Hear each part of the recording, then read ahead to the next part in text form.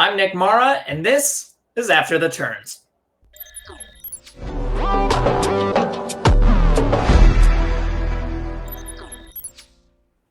Welcome to another episode 7 already of After the Turns, post-Charlotte edition. Thank you so much for joining us this evening. And we've got a special guest. We've got Matt and myself, Nick. We've got Danson back again, and we've got Brandon Buie joining us. Welcome, Brandon. How are you this evening? Doing good. How you guys doing? We're doing well. Yeah, we're doing maybe a little better than the Discord chat was this morning, but we'll get back to that. We'll definitely be circling back to that in a little bit, and honestly, probably a little better than all of us were this time last night. So, yeah, definitely.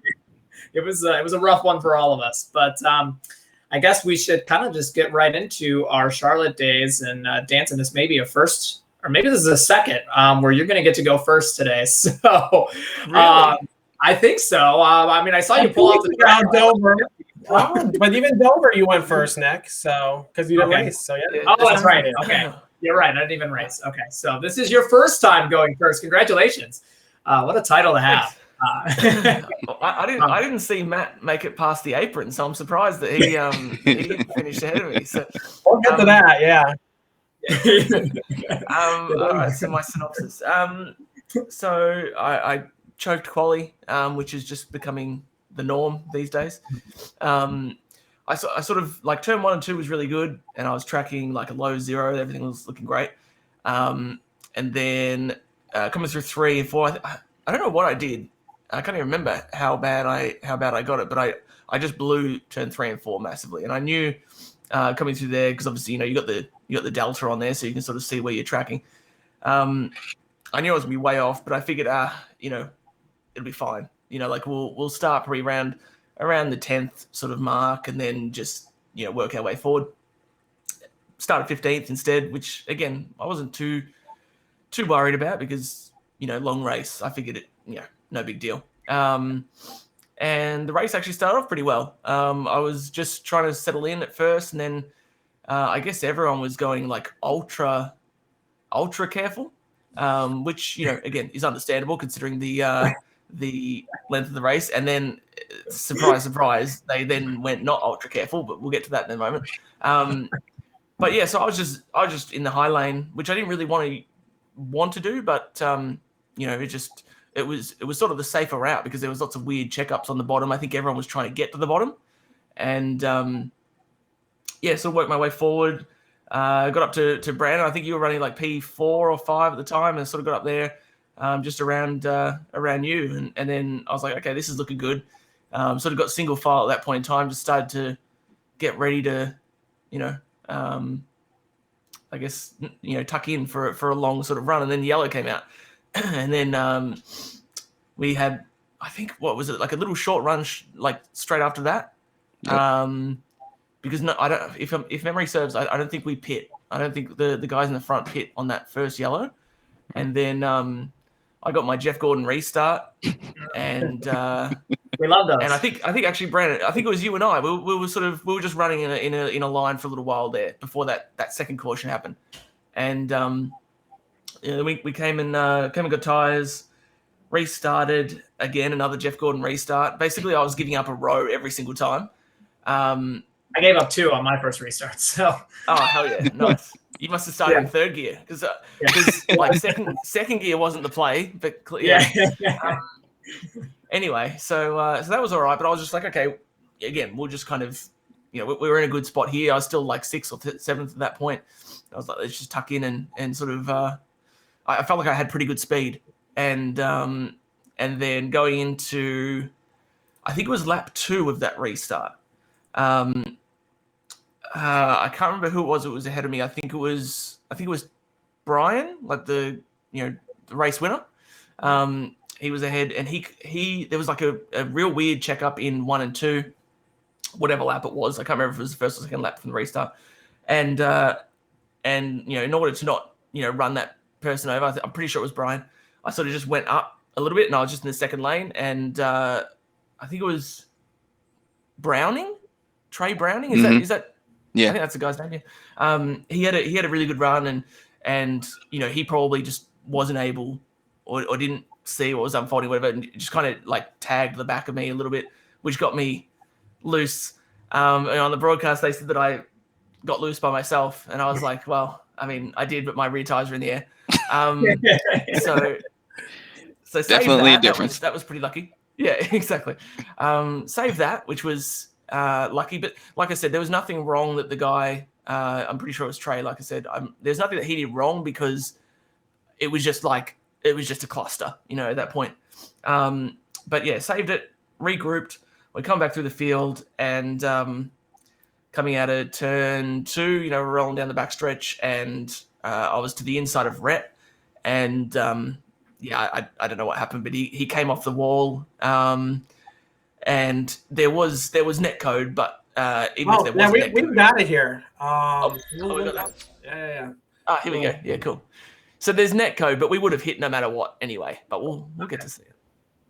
So we're just cruising, not trying to force the issue or do anything crazy, and then they caught it almost live, just like they always do.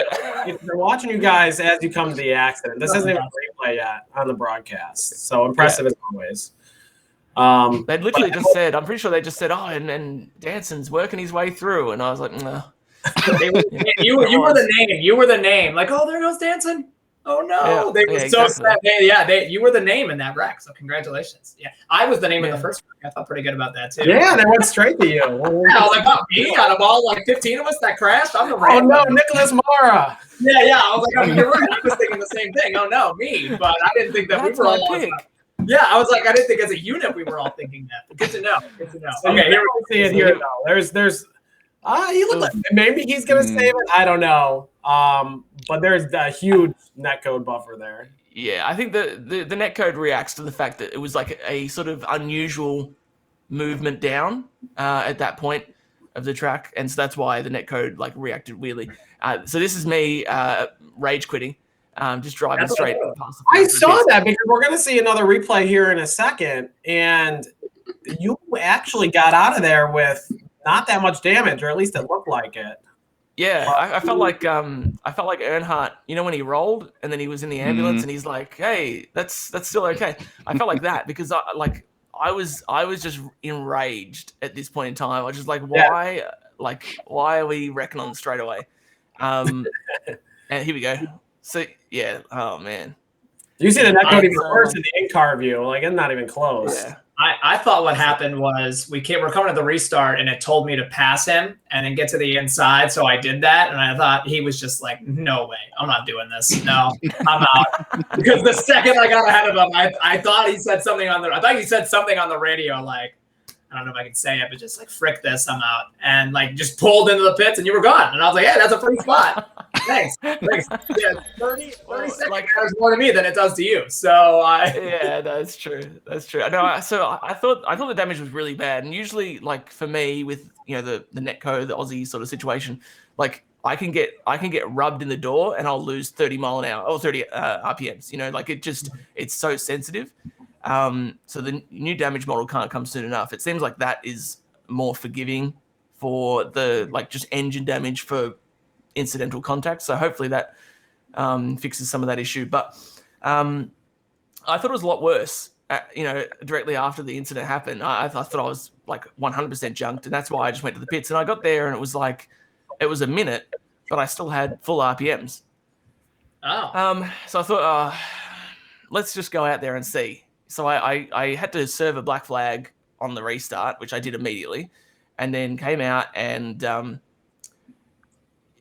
within those first couple of laps, it was pretty clear that it wasn't going to be an enjoyable race if I was to stay, because like I had speed kind of, but I was definitely down some on the straightaway. So it's like, if you're getting pulled a 10th on the straight, it's just, what's the point? So that's why. And then I realized, because I thought, I couldn't tell if those guys had pit and got tires, but then I realized that they were on old tires. And I was like, well, I'm barely keeping speed at the moment on like me on fresh versus them on old. It's only going to get worse as the race goes. So that's why I just knew I was in the middle of I was in the way of all the people on the lead lap, and I didn't want to screw with them like that. So I just pulled the apron and alt F forward. just to get out of it. It's funny, actually, Matt. We don't usually do this, but if I could just go through my race next, and I say that because Dance and I, like what you just described was my thought process for about an hour and 45 minutes. Literally, it was one. I mean, it ended up working out, but it was miserable because for me, I started 27th.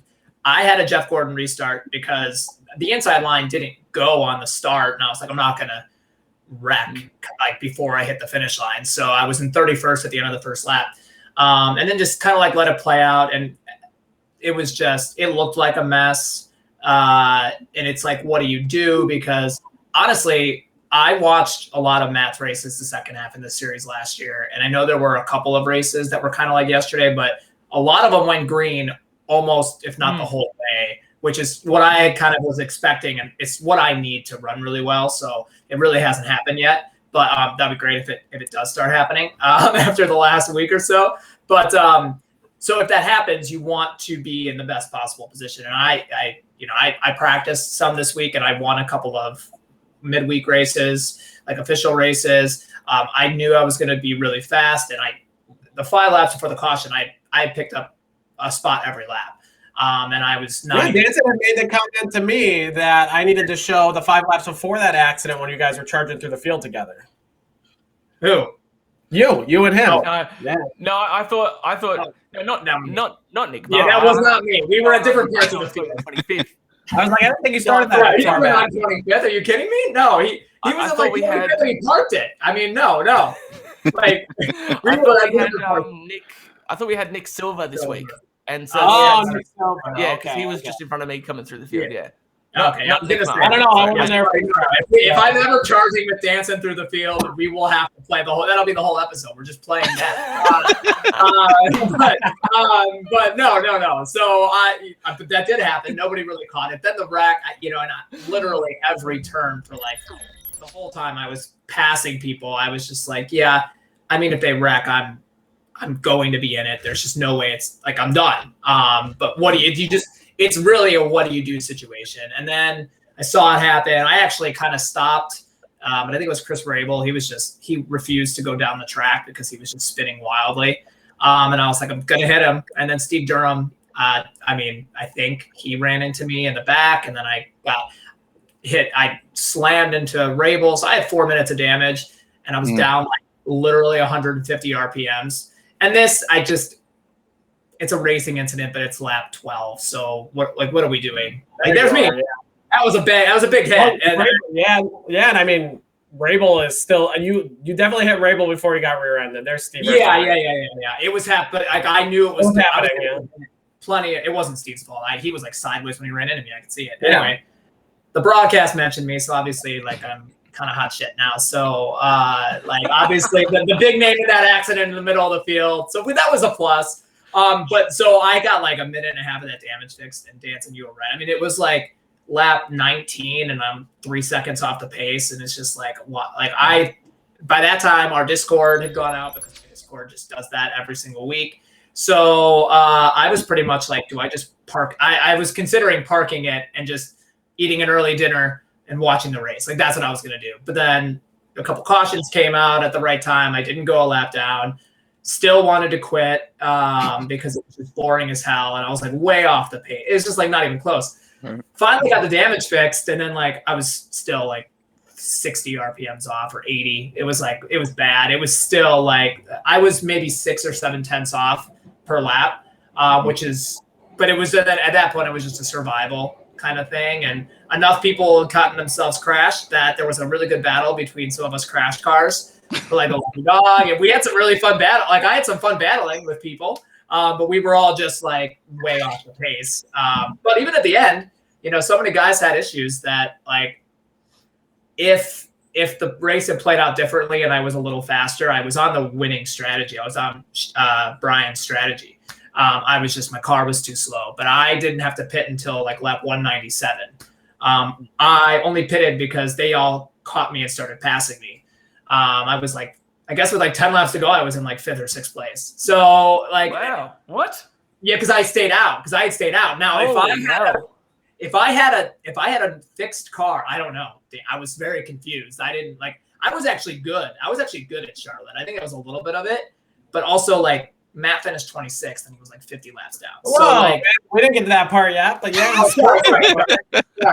The one thing I will say, it was a missed opportunity because if I had not gotten in any accident and I was on that I was on that right strategy, I'm not saying I was going to win, but I mean, it probably was. But I mean, maybe but realistically, a top 5 I could have been top 5, which because you don't usually get the strategy right in those type of situations. And the way that the race played out and ended early would have really benefited. But 16th, one down. I mean, 16th, that's good. Since we started this podcast, I've gotten a 12th, a 15th, and a 16th. So I mean, I'm coming to the top. We got like another 3 to 4 months. The only races where you didn't were the road courses and the super speedway. So yeah, and I was top 10, right? Yeah, top 10. So keep getting wrecked by. I mean, I would love to wreck the field one time, but I consistently can't do it. I'm the one getting involved in everyone else's wrecks. Sonoma's your chance. When we all go left. When we go left, you just go straight through the sand. Yeah, but just take the big jump. It's not the same. I'm excited for Sonoma until I make the first practice lap, and then I'm gonna be like, oh, here we go. This is a wasted week. So let's just go on to next week. Then we got the All-Star race, and I don't even have the car. So we're excited for Nashville. I just as much as we love the new NASCAR schedule and all the variety, it's really hurting me right now at this point of the year because of road courses. Dan said you're gonna win, so we're all happy for you already. But some of us want old. Brandon might have something to say to that. He was leading late. Brandon. No. not Sonoma. We'll have to talk about that too. That's one of the things. Right. You guys just battle. Oh, we had a lot of fun last week about the team strategy with Brandon. Oh, yes. So I don't know if Brandon has seen that, but we'll get to that. We'll get to that. Oh, we did see it? Oh, they watched our show. Okay. Okay. Yeah. So we'll get there. I didn't even think to ask that, but and Brian Chambliss did mention in the Twitter, the Twitch chat. So thanks for watching, Brian. That yes, the schedule does really, really suck. It's a lot easier to suck when you're locked in the playoffs, Brian. So congrats on that. Well, I'll try to make my section quick and maybe a little entertaining. So I did not get a chance to practice, probably 3rd week in a row, which means I didn't fix my computer issues, which I'm excited about Sonoma. So I'm going to make a conceited effort to get those fixed this week. I also did have Charlotte circled on the schedule because I knew it would be a race like this and it would there'd be an opportunity, right? But, even Nick, with what you're saying, I would say don't beat yourself up too much because, the 25 guys who had damage who finished behind you were thinking the same thing, that there was an opportunity if they didn't wreck. So now over the half the field did, right? So, and I know I certainly feel in that way. So qualify, I got like 5 laps of practice because my computer crashed during practice. And then did qualifying, got an okay lap down, but was still, like 0.3 off the pole, which is like last. And get into the race and my computer crashed. And then I never happened. This had never happened to me before. Is 3 times in a row I tried getting in and it wasn't letting me in. And then Nick had told me the race had already started. And so I was like, well, I won't play in VR because I thought maybe Steam VR was causing the issues. And it still crashed. Just got to like 40% in iRacing crash. And I'm like, I'm all pissed. And I'm immediately thought that maybe, Matt, you had yesterday too. I'm not doing the show tomorrow. Screw this. After that, I don't want to talk about this. I'm not even racing this week. I wait all week for Monday night, and then I can't race because my computer. So I went upstairs. I took a shower. I sat in bed and watched a little bit of TV. My wife was doing some photography work, and I was like, I guess I'll go try to figure out the computer stuff now. And I spent about 10 minutes on the computer, and I got in non-VR, and it was running well. And I was like, there's a bunch of guys out. This is after like maybe the 3rd or 4th big wreck. And I was like, you know what? If I get in there, I'll get up to like 32nd place. I'll get some points. Well, I'll just ride around. I got nothing else. The whole night's reserved for racing, right? So I'm playing in non-VR. My setup is not ready for non-VR. So I'm playing with my TV like 2 or 3 feet back against the wall, just driving around, making laps. Saw dancing, decided to park, and I was like, cool, that's another spot. And I sat there fresh off a shower in my robe with nothing else on for 150 laps. And finished my sixth. That's So- we want people to watch the pod. We want people to watch the stream. Yeah. So there's a Rather than listen to the I podcast. got later that day, in the race. I wasn't sharing the in-car. But yeah, it's like, I mean, That was depressing. Yeah. same thought process as you, Nick. Like, why am I doing this? But I had nothing better to do, and you just see cars continue to drop out. I was like, okay, hey, maybe piss some people off and finish 26th. I'll take it. There's one thing I'll go ahead and we'll watch real quick. Is Nick? I know we were around each other a lot, and I purposely put myself behind you. I was like, oh, maybe I can push you because I knew you had a lot of damage. I felt really fast racing back there with you guys, even though it's very difficult to make pass. What'd you say? We were slow. Yeah. But I felt on the straightaways. I thought the guys just making the high line work really well. And I did try to help you a little bit, and someone did catch on to it. So we'll go to this video here, courtesy of Thomas George's Twitch stream. If you don't want us playing your stuff, don't stream it publicly. So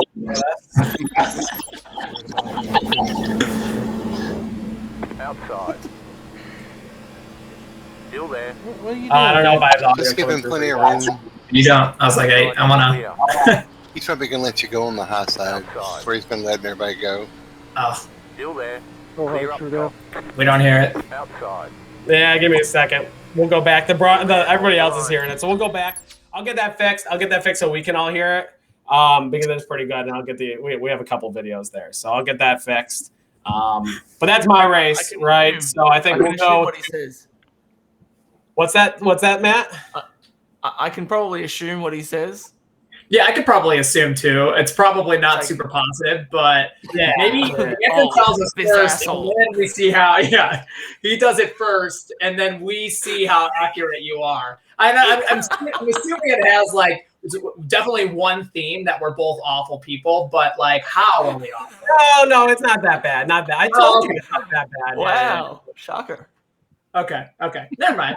Well, then don't get us all hyped up about it. Okay. Well, Yeah, I was expecting fireworks. yeah, I was gonna say. I was like, we're putting it on the show. I guess we're looking for drama. But if you think it's gonna be a minute, then Let me try one more time. We'll see if it works, and if it doesn't, we'll go back. We'll go back here. I was worried about him doing some bullshit. Outside. No, I don't think the audio's coming through. Okay. Still Well, there. He was What are you bliming doing, this Just give him plenty of room. stream, then no. no. Yeah. should we listen I'll to work it? on it. You guys keep going. We'll get it in there. Okay, all right. Well, it's gonna be a really sick radioactive piece, or whenever you get that figured out. So We got Brandon's race there, don't we? yeah. Now we're gonna talk about Brandon had the Brandon. most interesting race for sure. Yeah, you had probably the most interesting, heartbreaking, I think I would say, but I don't want to spoil it too much. So let's talk a little bit about it. How did it go? And walk us through your race, Brandon. Yeah, it was eventful. I honestly don't really remember the beginning of it. Honestly, because it was just No, too Ray, damn- we all remember it. It's fine. You can skip that part. I mean, I do remember racing Danson. I remember racing Sam. Pretty, I wouldn't say hard, but honestly, at Charlotte, it's if you can get out front, then you're golden. The goal is to get out front within the first 10 laps, and then just pull away, and then block the air and do whatever you got to do to kind of stay out front. But a couple of the, I guess, parts of the race. Because honestly, it's a blur for me because of the ending of it. But I do remember one part when my teammate was kind of caused the big one. I don't remember who exactly he touched, but I remember going through I did a Bubba Wallace, and I went all the way to the inside wall in the backstretch and probably hit some bumps, and just held on for dear life and said, please don't spin out. But somehow I saved it. And, after that, it was, besides it being a caution-filled race, the ending was really interesting. I fought, the leaders Andrew pretty damn hard to try to get the lead there. But unfortunately, I can't remember who was behind me at the time. But I raced him pretty hard too, and I guess I didn't make friends with him. So, but again, it is what it is on that. But yeah, so basically the strategy at the end kind of came out of nowhere. Honestly, I didn't even think of the time.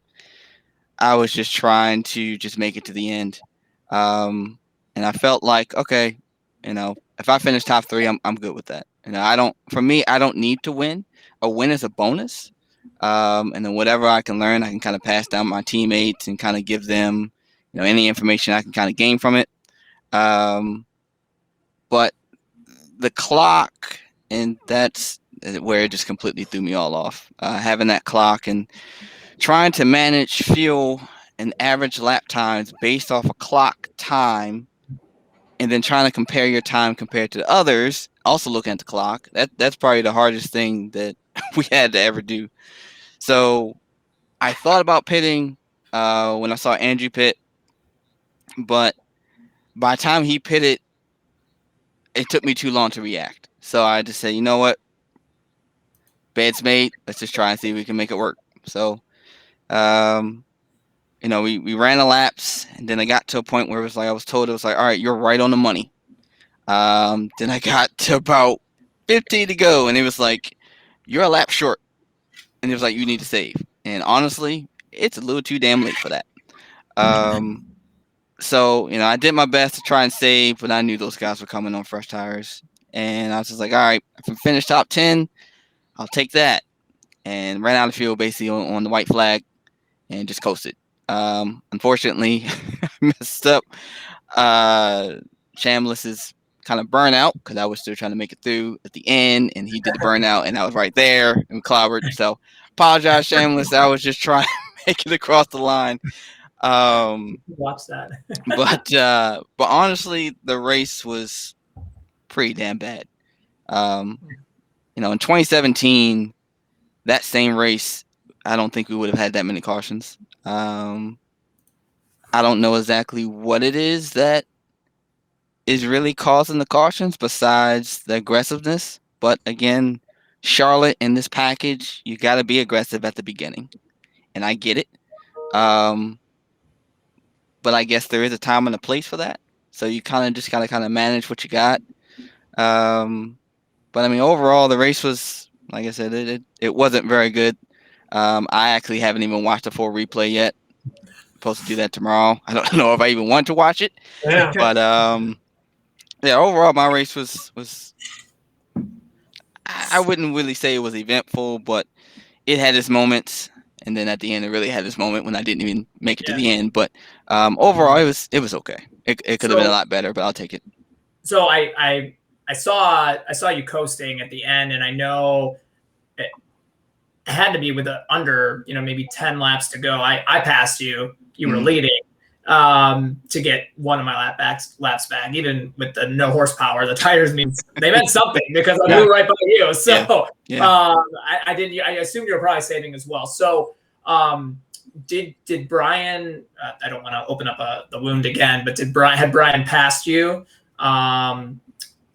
Like before you ran out of fuel, or did you run out and then that's how he passed you? I think Brandon, you were like 6th or 7th when you ran out. I think cars who had already passed you. Okay. Okay. So guys had already gone by. Okay. Yeah, so I think that kind of magnifies.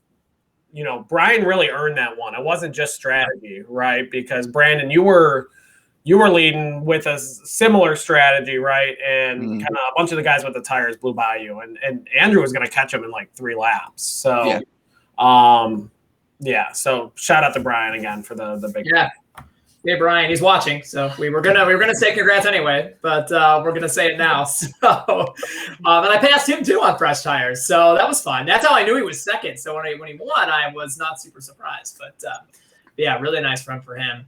I guess to kind of bounce off of Brandon's point, I woke up this morning for work to like several Discord messages from Danton that I think you raised some good points. So talk a little bit about, what, for those who haven't seen, kind of what the premise was, what got you thinking that you should, write that, and then we can kind of take it from there. Well, I guess it's sort of thinking about, like you guys touched on before, Winter Series. Obviously, that was my first foray into RSR, and that one was quite good for the most part, as far as green flag runs and that sort of thing. And as far as I understand, RSR in the past as well was pretty good with green flag running and that sort of thing. And I guess partly from a selfish point of view, like as far as my races, I feel like have been broken up by some incidents and that sort of thing that were probably unnecessary for the most part. And so I guess, thinking from that point of view, it was coming from a place of frustration, but also just in general, just wanting, the overall, product of what we put out on RaceSpot to be the best it can be, because ultimately, the better show we can put on, the better, the better it is to, as far as the prestige for all of us, and it makes it more enjoyable and more valuable, I suppose, of a result if you're getting results based on merit, or which, I mean, obviously with the Brian win, not questioning that, sounds like that was, but like just in terms of being able, like for example, if I beat Drew, right, I don't want to beat Drew because he got in a wreck for 27th on lap 3. I want it to be because we race for it. Same with with Brandon, with anyone. Like you want to be able to say that. Like ideally, you want everyone to be on the track when the race finishes, so that I beat everyone. You want to beat Matt and I fair and square. Exactly. Exactly. Because at the moment, I know that's what's holding you back. It's the computer issues for Matt. You getting in wrecks. If not for that, you guys would be 1-2 every week. So exactly. Or if you want to lap us 3 times with a perfectly fine race car, right? You don't want to have to see, he's down horsepower. That's his excuse as to why I've lapped him 6 times. Yeah, that's right. Yeah, I'm sick of hearing those excuses every week now. Yeah, exactly. We just suck. But the more we crash, the more excuses we can make. So thank you, everyone. Exactly. Fantastic. But I guess also like the other sort of main instigator for me as well was, I don't do heaps of official these days. But I did the Coke 600, which was also on RaceSpot. Which was kind of annoying because I screwed up the strategy. So Garrison Hogue, he won it. He did an amazing job. He would have won, I think, regardless. But I probably should have had second. But I just, I haven't got my head around what's the ideal strat on these tires yet. But as far as overcut, undercut, and that sort of thing. But anyway. 4th place, yeah, cool. I mean, we went green from like lap 100 and it was like 115, maybe 110, something around there, all the way through to the end at 400. Wow. And this is an official where, technically sometimes it can be a little bit, dicey where people just make moves, because they'll make moves and they're not really a massive consideration for other people. In my experience, usually leagues are better than official, but for us, we seem to be the opposite. And so I guess that for me was the trigger to be like, hey, come on, we can do better here because it's a direct comparison, same track, same car, same sort of circumstances. There's no reason why we shouldn't be able to do this. Like from a personal, point of view, like, I put on there the message as well to Rhett, and also like a blanket apology to everyone in the league, just in terms of, wait, did I say Brett or Rhett? I meant to say Rhett. You said Rhett, you got it. Okay, cool.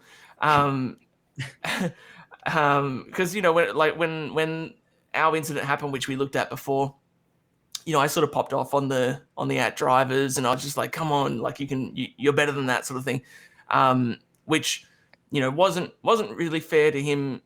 No matter what, like whether it was a blatant sort of mistake or whatever the case was, it's a mistake at the end of the day. Like it's not like he went into that race thinking, this would be fun to do.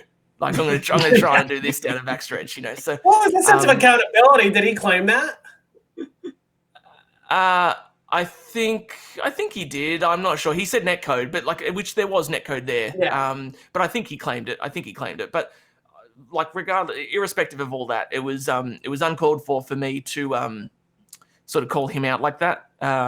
If anything, it's sort of maybe that's something where you send like just a private message to each other after the race or whatever. You're just like, oh, hey man, what was that all about, or whatever the case is. Like, or even perhaps I should have waited to see the actual incident itself first before I even developed an opinion of it at all. So that wasn't really great form from me. So I put out the apology there. But I think also, and I don't know, I could be off base here, but I think part of our issue is a psychological one, in terms of, I think if you watch Thomas George's stream, it's a good reflection on that's a perfect. So I was gonna say I think I'm ready, so we can try again. Okay. I've got 2 videos here. Let's do it then. Let's do it. Yeah, let's watch or attempt to watch. Okay. I don't know. Is that in here? Okay, it's in here good enough. Give me a thumbs up if you can hear it. Oh, I left it on mute. Here we go. I'm just worried about you doing some bullshit. Outside. Still there. What are you doing, dude? Just give him plenty of room. Outside is clear. He's probably going to let you go on the high side Outside. where he's been letting everybody go. He's paranoid about Sam right now. Outside. Still there. Hold your line. Steady. Stay low. Yeah, y'all have plenty of fuel. If you run out, it's on me, but I'm watching the same thing. Clear high. Outside. This 23 is fucking with me. Still there. Outside is 23 is? Yep. Who is that? Mara. Yeah, he's helping his brother. I know what he's doing.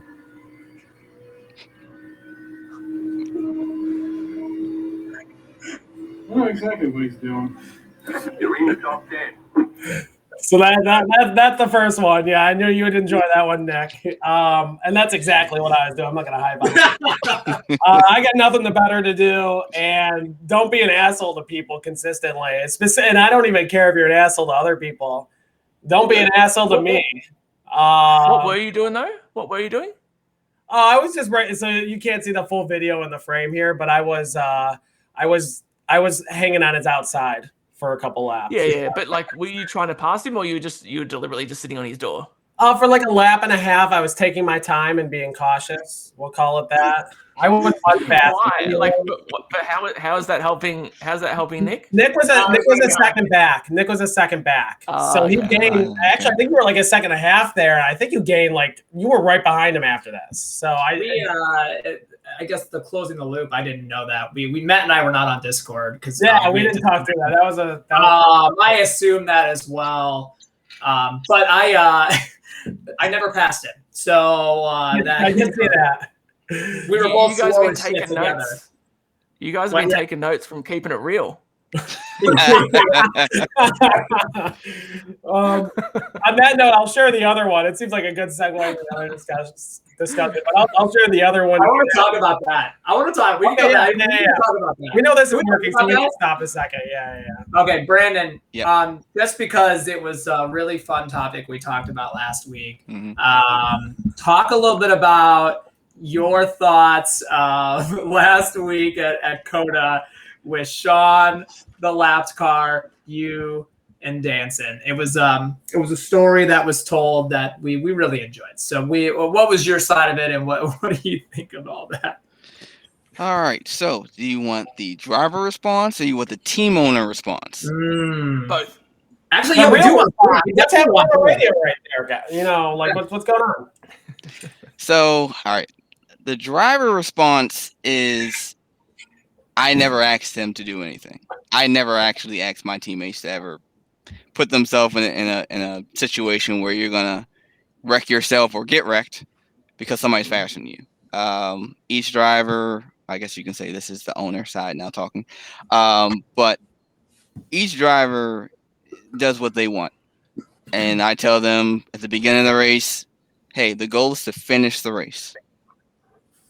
At any point, Danson could have tagged him and wrecked him. And so your finish that you would have had is now relegated to, 30th, 40th, or whatever position would have been last or something, all because you want to hold them up and, try to, I guess, maybe help me, I guess, in a way. I mean, we and him actually did talk. His point of view is he wasn't trying to help me. I guess the line that he was running, he didn't expect how he entered the corner, or how Danton was entering the corner. I guess he thought he was going to just let you go after the S's. I can't really speak for anything further than that, because that's my suggestion. Danton, go ask him. I don't know, but we assume it seems that Yeah, he was on the show. Yeah.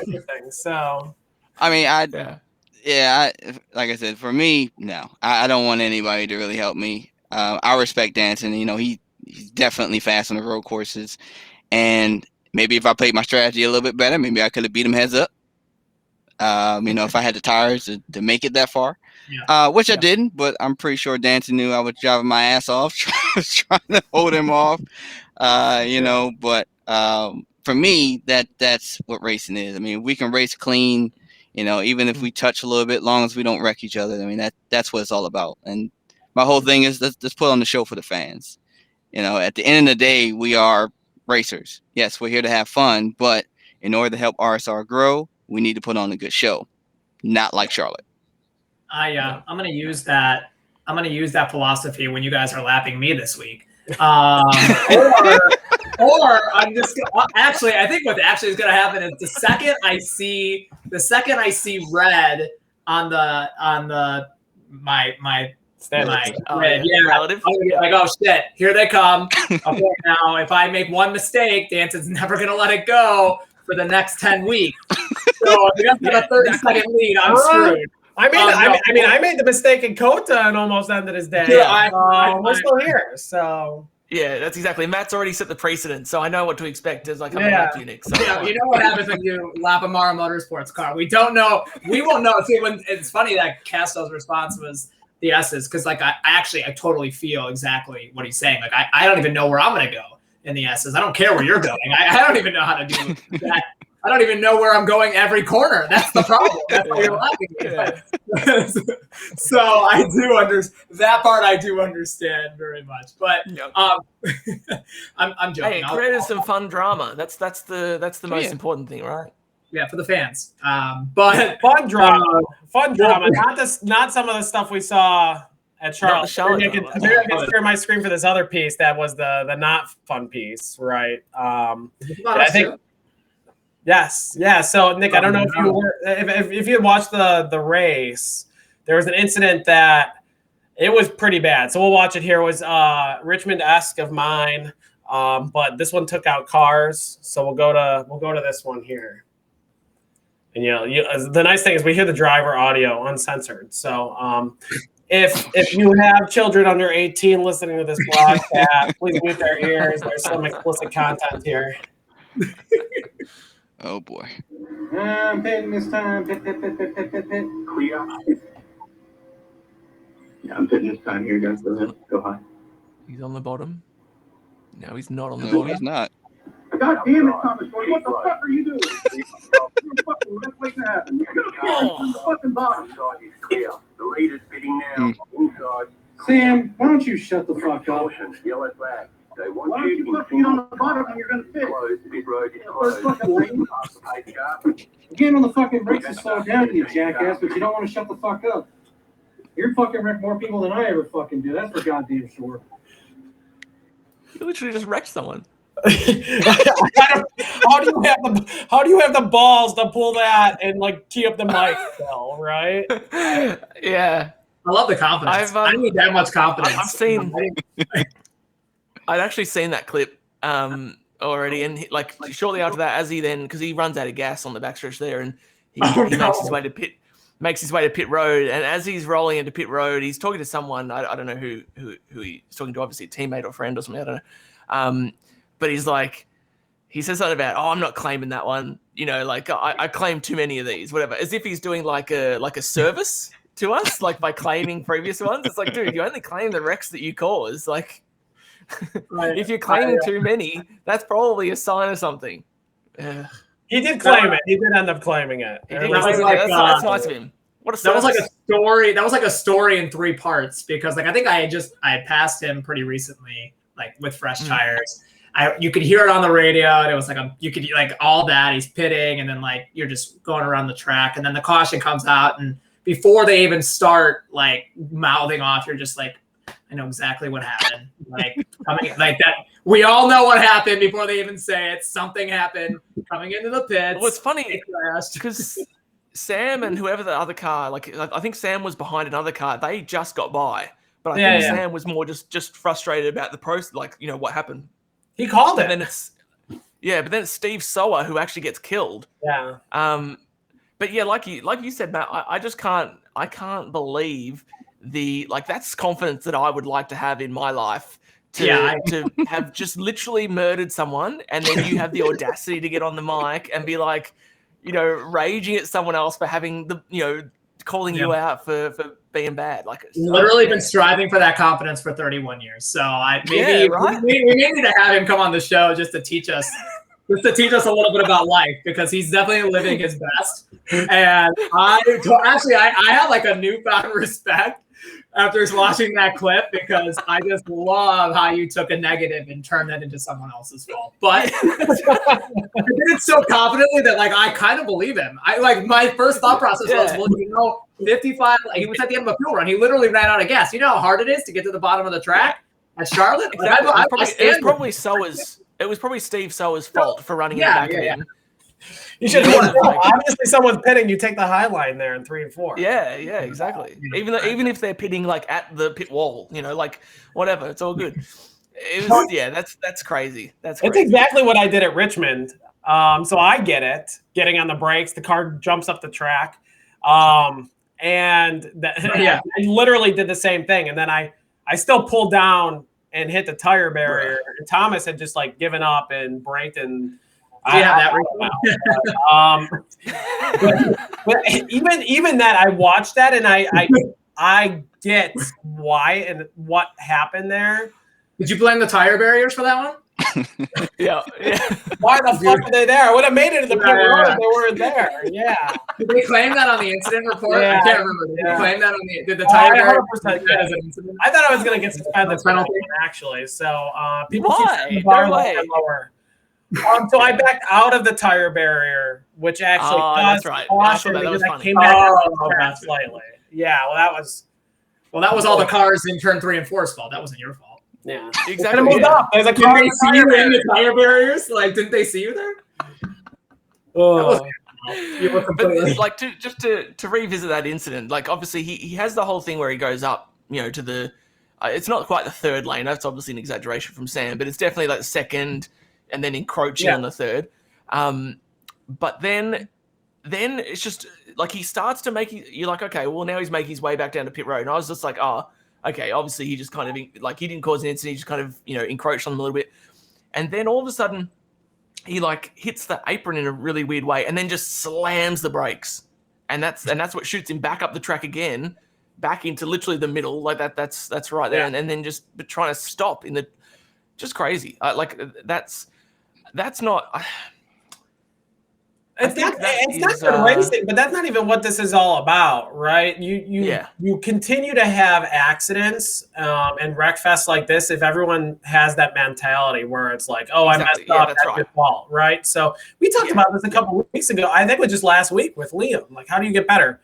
Just finish, right? And even Matt, I think on your first episode we talked about it was, hey. Even if the accident's not your fault, right? Like, you should be evaluating each accident, see how you could have not been a part of it. This attitude is wreck conducive, right? This is going to cause more accidents if more people have this approach, right? So, this is showing that as more than just kind of pointing at Thomas, even though this is kind of hilarious. This is what we don't need, right? There needs to not be this in the league. So, Brandon, I think you mentioned that you've been in the league for a few years. Is that right? Because I think you mentioned a race from 2017. Mm-hmm. So yeah, what are your thoughts Has it been worse? Is it kind of streaky where sometimes there's a lot of green flags, sometimes there's a lot of shit shows? And what do you think could be done to kind of improve some of our recent races? Ew. Well, my response is gonna probably cause some hatred toward me. But They I already mean, hate all three of us, so I mean, look at okay. So if I look back to 2017, I was a rookie in RSR, and I came in and I honestly thought I was pretty damn good. You know, I mean, if I throw it back to that year, I've had some battles with Aegis, where I remember on a broadcast, it was like, "Did you intentionally take him out?" I'm like, "No, definitely didn't do that." But but it was still good, hard racing. I remember Martinsville. I think me and Andrew, I don't know, we were probably side by side for at least 60, 70 laps, just trying to pass each other, just trying to inch each other. And that type of racing for me was fun. There was just more give and take, and there was a lot more respect, minus the battles I had that people didn't like me at that point. But there was just a lot more respect than I feel, honestly, that it is now. But I will say that I kind of blame the package a little bit. I mean, 550 horsepower, and we're basically side by side. At Charlotte, if you really wanted to, you can run side by side with somebody for 10, 15 laps, 20 laps. And then you're just bottlenecking the rest of the field up. The field's going to catch up to you. Where you're going to go? Somebody's going to push you. He's going to probably tag you and push you into the corner. You hit the guy up top, cause a caution. So there has to be, I mean, like Danson said, there has to be a lot of give and take. But there also has to be respect between the drivers. If you don't have that, we're never going to get this fixed. As far as the rules, I think the rules do need to be revamped. In a league I ran in a long time ago, I think it was, if you caused a caution the first time, it was the EOL. The second time you caused a caution, you were done for the night. You parked it. That was it. No So ifs, I'm ands, looking buts. at your stats right here. I think that was the Kick-Ass Beef Jerky Winter Series, or just any of those Sim 500 leagues. I know they did that. At least I was in the Truck Series last year for select exclusive events where I did not run very well. But I'm looking at your stats here. I assume that they had a similar rule there. At least I believe so. And they never had they never had cautions like that. I think we ran the last race I did was at Milwaukee. We went green, flag the flag. Nobody had any issues, and I finished last, and that was why it was my last race. So that's a confidence after that one. for Nick and I mean, I'm like pro caution, right? Because that means our competitors are getting take out. That's positions, right? Like Charlotte was an opportunity, Dover was an opportunity, right? So I'm okay with it, but yeah, I mean, that's not what you want, right? As a league, right? So I actually don't want cautions. You're caught up in them, yeah. Because I feel like I'm better on long runs, and we just haven't really gotten those. Which means like 20th as opposed to 30th. But that's still better for me. So that's what I would hope. So we're talking about it. What do you think are realistic solutions to that?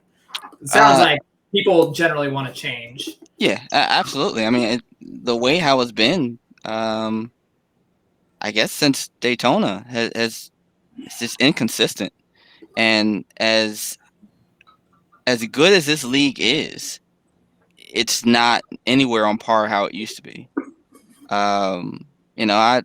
Like I said back on the rules, I mean, the first you call the caution EOL, second caution you're done. And then after that, come the next week, let that roll into the next week. So you're going to automatically start off with one hit on you. So that means you cause a caution. You cause one caution for the second week. You're done. And then you'll have a drive. I was saying for the third week, then probably have like a drive-through, during a green flag. So let's say we're at Daytona or something like that, or Talladega. you have that, you might as well call your race pretty much over unless we get a caution. But if we stay green, so it's, mine might not be as harsh as some of the ones I was reading in there. Some of them were a little harsh, and I understand mistakes happen. That's mistakes what it's all about. We got to learn from the mistakes, but unless we have rules that's going to show, like, we're not going to put up with the amount of cautions we're getting, we're going to continue to have the same problem. I mean, if we go back to COTA, somebody had 95 incidents. No offense, but 95 incidents in NIS, you would have been done. Yeah. I mean, no chance of even probably. I mean, you would have already been kicked out of the race. I mean, it's just. If anyone has that replay and is listening, send it my way. I wanna get a quick highlight video of all 95 of those incidents. I did not think the replay was a memorable one, but I would love to stitch together how someone gets 95x in a 34-lap race. That's a hell of a lot. Yeah, two guys. I would continue though. If we were to keep the process of claiming cautions and whatnot, I'd probably like to see as well a penalty where, like, if you didn't claim a caution and you were found to be at fault for that, that you're starting from your pit road for the next race. Yeah. Because that would be more of it. Because at the moment as well, there's like the deterrent where. The opposite to a deterrent, where, like, if you're running well, let's say you're running third and you wreck P2, even if it's blatantly your fault, you just don't claim that, so you don't drop to the back, right? And then you just cop the extra point, which is the points are for the most part meaningless, and then you get to keep your result, and there's not really any repercussions as a result, other than that little point penalty, which you then lose a race later anyway. So. I would like to see some sort of more harsher penalty for that as well. I think starting from the pits is probably a deterrent. Yeah, I guess my thought was maybe you turn the like the accident. Well, I don't know if we want to call it issue because I don't think it's every week, but every time we have races where there's excessive amount of cautions. Maybe you turn it into a positive sort. So what I put in the Discord is, maybe $1 too much because I know a lot of people are strapped for cash, but hey, you cause a caution, maybe 50 cents in a charity fund, right? And then RSR, even during the broadcast, we have a little incident donation counter on the bottom right or something. If we're going to wreck this much, make something positive out of it. That's just a random thought I had. I've caused like 2 or 3 incidents probably this year. So throw in a few bucks. I don't know who's the most, but maybe like $10 at this point. Like, is that really that much that we can't donate? And maybe people, if you are strapped for cash, don't cause accidents, right? And maybe that's like an additional thing we can do on top. And I think you should really PM a few of these guys that you have in mind to make sure that they can for all the incidents they've caused, and they will continue to cause. I'm joking. Don't pay and don't get invited back next year or something. I don't know, right? Well, maybe. It was funny because before that wreck, I'll leave the person unnamed. But while I was making my mini charge to the pack, that was the highlight of everyone's race. We just didn't show it on TV. I was going for 25th. And this was like the lap before, and just got the monster block of the century in turn 3. And I was like, oh, wow, battle 25th is more important than the battle for 5th. I didn't know that. Now I know. Yes, that's insane. It was. I was like, that's how it's going to be? Okay, that makes sense. And then we all crashed in turn 1. So actually, this person made it out of the crash. So maybe it was right for him to block me because he was in a better position. But he crashed. He crashed in a different wreck. I saw. So everybody else is naming people, but you're not going to? I was about to say, just name them. I was Gary. It was Gary. Don't want to slide into those DMs?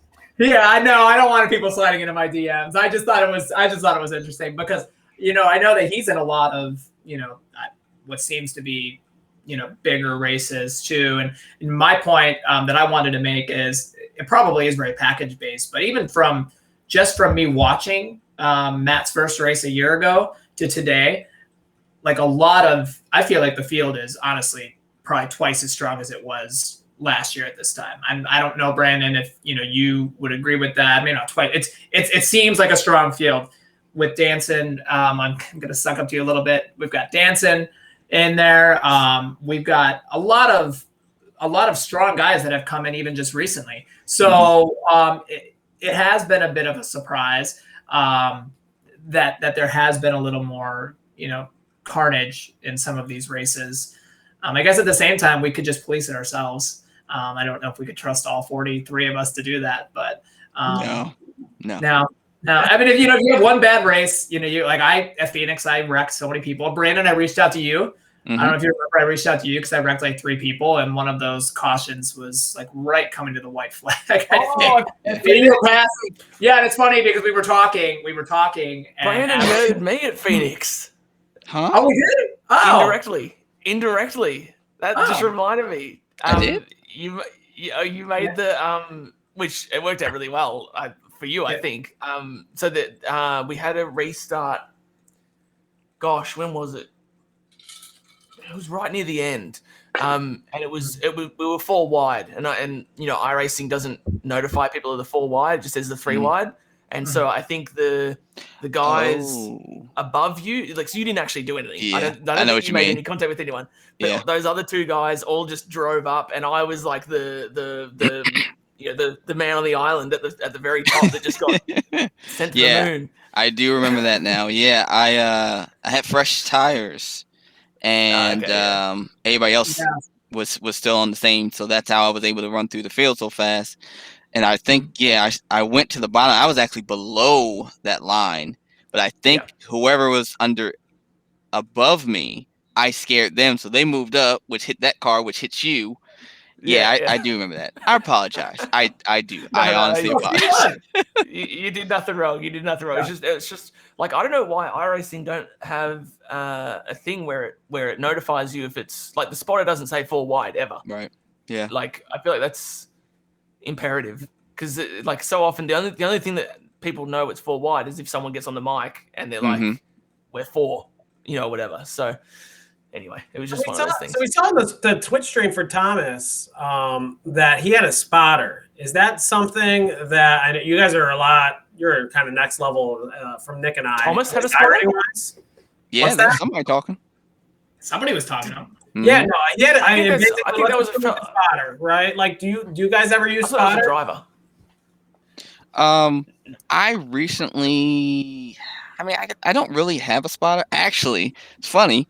I usually use Crew Chief, and I accidentally forgot to turn it on for Charlotte. So for Charlotte, I did not have a spotter at all the whole damn race. Because you turn off the iRacing spotter to use Crew Chief. Wow. Right. So because I turned that off, I didn't have anything. You're playing the fuel mileage game at the end. You don't know how many laps you have left, and you're like, I don't even have anyone tell me. I mean, we do have a teammate, Brandon 6, who has been giving us kind of the strategy and stuff like that, kind of the number of games and everything.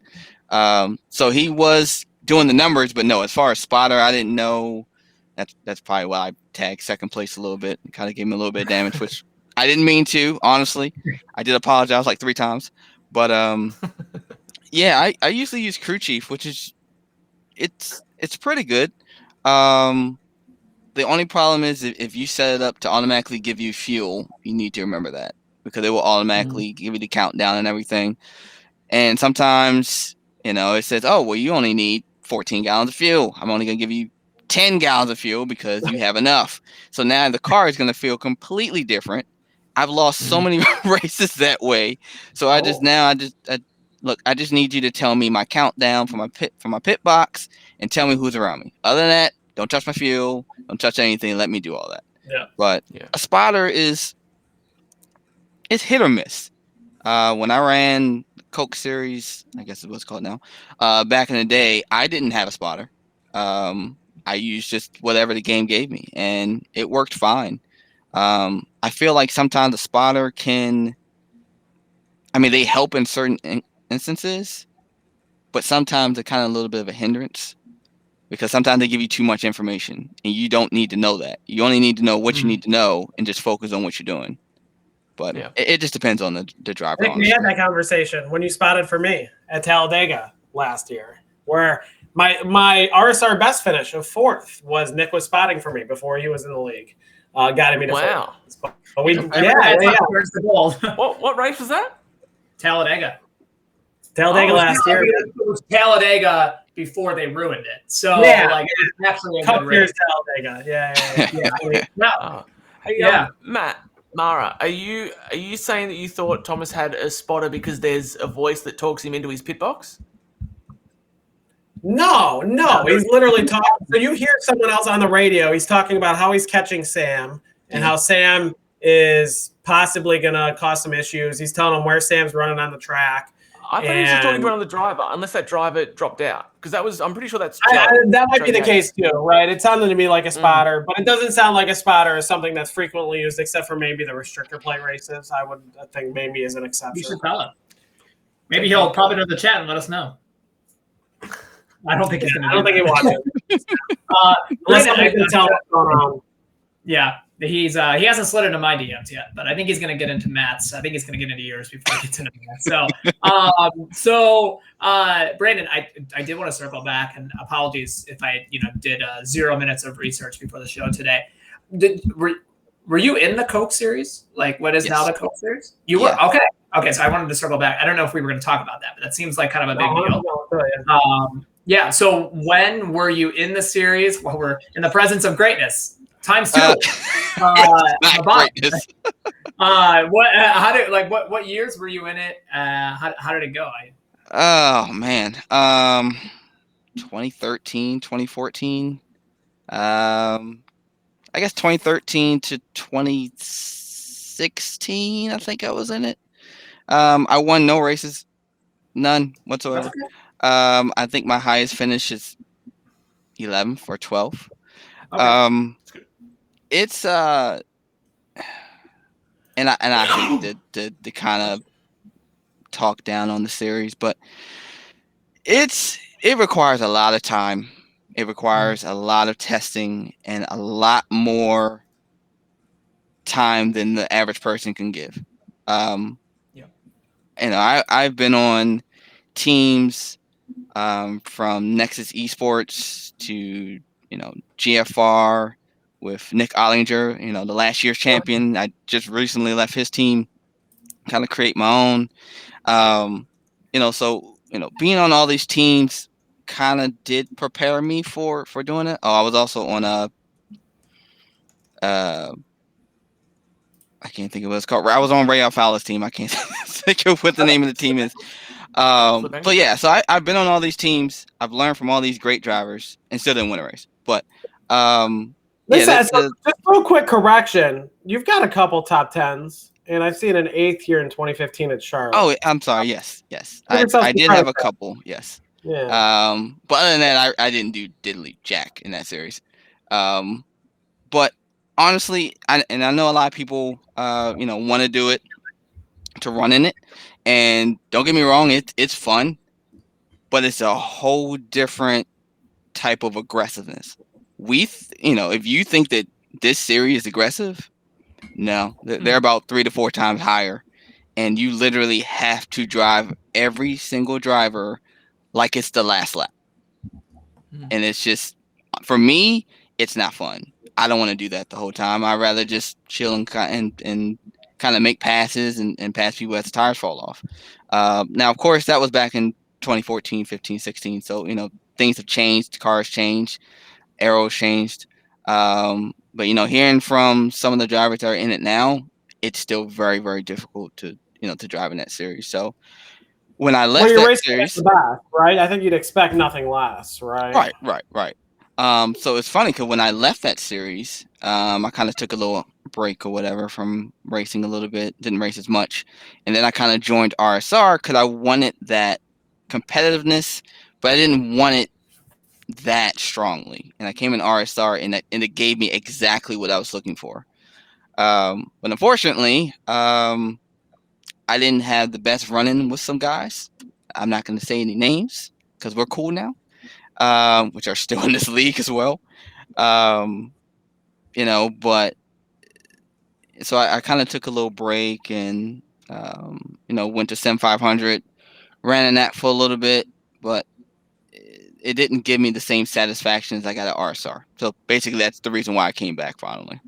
But as far as the Coke, it's fun for a little bit, but you want to compete with those guys. I mean, you really got to bring your A game, and if it shows the difference between the guys who got it and the guys who don't have it.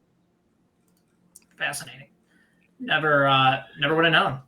Never would have known. Hey, I mean, you had the Brandon. speed, so maybe we could have thought on that aspect. But yes, I didn't. You don't when you're in RSR and when you're racing with the Maras, you don't think you're racing with eNASCAR, Coca-Cola series drivers either. So that is pretty cool. Almost the same. Brandon, I just had a quick look at your profile. You started out with NR3, Mhm. and then into 2002 and 2003 and so on. How do you feel like transitioning from those all the way through to now? How do you feel about that sort of evolution? NR 2003 was probably the best game I've sim. Sorry, it's not a game. It's a sim. But make sure I don't want to get yelled at. People say that about NASCAR Racing 2003. Cool. So I've I enjoyed that, man. I remember I played on a Microsoft Precision Sidewinder wheel or something that wasn't competitive at all. And I remember always running Open Speedway. That was my thing. I was just love Super Speedway. I stuck on every other track, but except for the Super Speedways. But coming into iRacing, I kind of didn't come directly into it. I went from NR 2003. And then, believe it or not, I actually went into Forza. So I played that from Forza 2 through Forza 6 or 7 or something like that. And then I was missing the NASCAR stuff. And Forza talked about always getting NASCAR stuff, but be honestly, they never had a chance in hell of competing with NR 2003. So I had a buddy of mine that had told me, hey, you should check out iRacing. So I was like, okay. So I checked it out, and I've honestly been hooked ever since. iRacing, being able to race with real drivers is probably the highlight of my career in sim racing, I guess. I've raced against Dale Jr., I've raced against Bubba Wallace, I've raced against Ross Chastain, Chase Elliott. I don't think Blaney.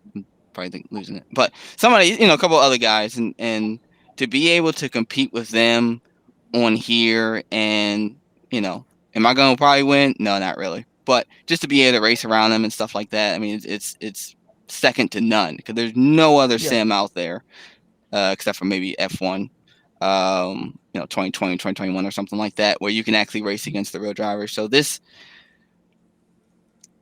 iRacing is just on a whole nother level. There's no other simulator, in my opinion, that comes close to it. I mean, unless you have a set of course of guys that will fight against that. But this is just But the online competition side of things, I don't think is paralleled by the others. No. Yeah, I do know, like, there is a comparison from what I heard when they talk about the tires and stuff like that. Some of the the feedback is better on others in iRacing. So, no game is perfect. I get it. But if look, it's they still got a ways to go before they can compete with iRacing. So I'll stay here until probably to the end of time because nobody else is going to compete. When because obviously iRacing came from the ashes of NR03, is there a reason why you didn't jump across immediately at the inception? I honestly really didn't know about it. Honestly, I just knew that it was. I heard rumblings about it, and then honestly, I heard about money. I heard it's going to cost I think it was maybe $10 a month or something like that. I'm like, what the hell? Like, I'm not paying $10 a month to play a simulator. But then I think that's exactly the mindset I had as well. so it's just like, I'm not paying that. And then a buddy of mine was like, hey, look, I'll pay the first month You give it a shot. If you don't want to do it, it's fine. So I was like, okay. So I think my first race was the Miatas, I think at Lime Rock, which I can't stand that track to save my damn life. And I think I finished like 8th in my first race ever out of like 13 cars or something like that. And I was like, okay, not bad. And I think I won like my first race maybe the same week or the second week. So after that, I was like, okay, I think I can, you know, I think I can do something with this. And ever since then, man, it's just been just a roller coaster ride. And I accept every challenge that I get. I know I raced you hard at Coda. And I'll be honest with you. I don't think we had contact. No, we didn't. No. I think if we did, it was slightly. I just remember even when I went that 3 wide move in between you and first place, that was, I don't think we touched then. But for me, it's kind of a little off topic, but for me, the way I do my races is I think of it like this might be my last actual win. You know, so I'm 34 years old. You know, I'm getting to the point. I'm not as fast as some of those guys. Some of those guys are, you know, some of those young kids. I'm just, you know, for example, Trey Browning, my teammate. You know, the first race he did was Dover. He goes out there and gets the pole, and I'm like, but what the hell am I doing wrong compared to what you're doing? I'm running the same thing you're running, same damn car, like, and you get the pole, and I'm like, oh, okay. And then during the race, he just zoomed, just pat, you know, he's gone. I'm like, how the hell? Okay, all right. Well, I don't know. So, you know, these young kids, you know, they got something figured out. I'm just holding on for dear life, and like I said, if I get a win, that's a bonus for me. But the end game for me is just to finish top 10.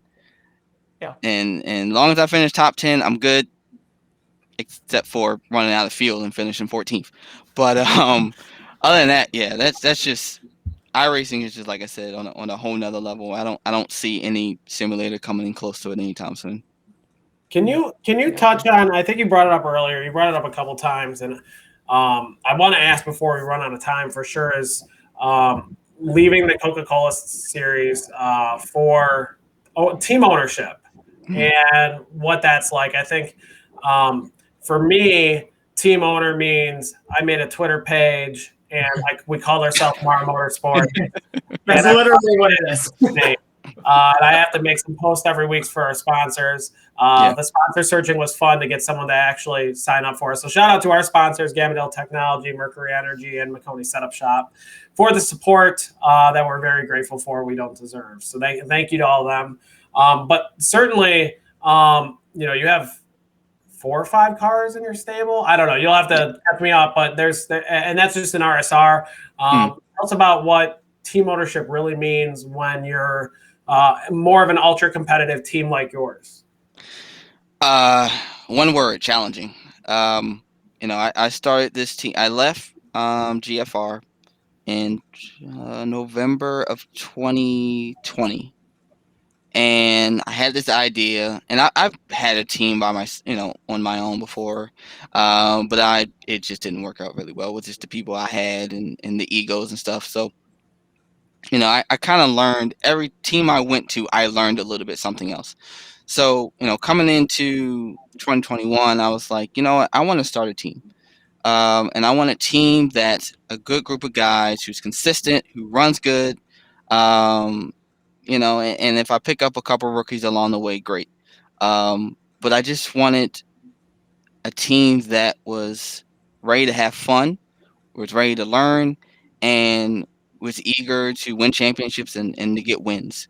So I created the team in I think January 5th is when the team was announced on, you know, created a Twitter page and everything like that. Yeah. So then I, you know, picked up Nick Silver, Trey Browning, Brandon Six, Michael Johnson, Sean Casto, Chris Rabel. Holy cow, you own half the field. Well, that's in art. Well, MJ and Brandon Six are not in RSR, but also picked up Rob Ackley. Yeah. So they're thinking about coming to RSR. They haven't made a decision yet on what they want to do yet. But as far as the guys that's in it, you know, the goal coming into the season the beginning of the season was actually just to run the endurance races. So our first race was the 24 Hours of Daytona, and I told the guys, I said, look, just finish the race. That's all I wanted. If we win, that's a bonus, but let's just work on the teamwork and gel and kind of figure each other out. We had 2 cars, and one car is wrecked. I think I don't even know what lap it was. Maybe 2 hours into the race, completely destroyed. The other car finished 5th or 4th in its split. So, that was accomplishment for us for just to finish. Yeah. So then the idea came, well, you know what? I want to run RSR again. I miss the competitiveness.